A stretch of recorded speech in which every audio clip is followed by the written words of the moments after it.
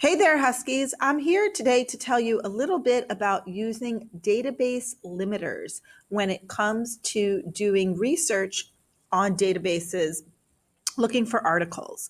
Database limiters are features that you can use to narrow down your results to make them more relevant. So I'm using the keyword animal testing here because my research question is, what are some of the pros and cons of testing on animals? So the first thing I see is an animal testing overview, and that might be really useful. So if you see that pop up, it's definitely worth looking at that article before you start limiting. But I want to make sure I can make them a little bit more relevant than the 2400 I have right here. So I'm going to go down to the left side and go to my first limiter. It says limit to, which is the date. We're using Explora, which is one of our really effective article databases, but other websites might have this in a different place. So you want to look for it, but it's not always in the left-hand sidebar.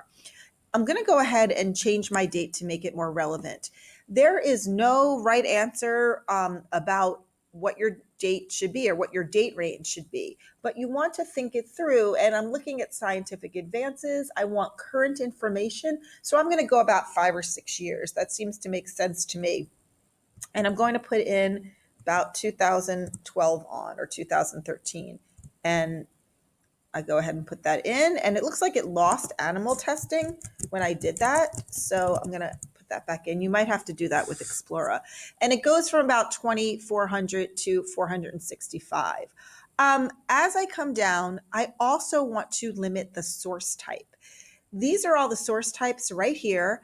And usually when I'm doing really any kind of research, I want to specifically look at magazines and newspaper articles. The other ones aren't really going to get me the information I need. Once in a while, maybe I'll use primary sources, but here I'm going to use magazines and news. That's really important. So you're not getting book reviews or other types of studies. So it's keeping me more relevant. We can see I went down to about 300 and I haven't even looked at my results yet. The last thing you want to do is look at the Lexile range. And you can see they go from more complicated reading level to more accessible reading level. This depends on you. There is no reason to match it strictly with your reading level if you know what that is, but you do want to make a good decision so you find results that are accessible to you at the reading level you're comfortable with. So you can check that off as well. So I'm going to go ahead and check off the 900 range. And as I go through and see, you want to make sure when you're deciding whether to start exploring an article, you actually read the summary. You have the start of it right here, and you can really tell whether it's going to be relevant or not. So for Easy on the Eyes, the article discusses the testing of cosmetics by manufacturers on animals. This is something that might be relevant to me, and I can start looking at it.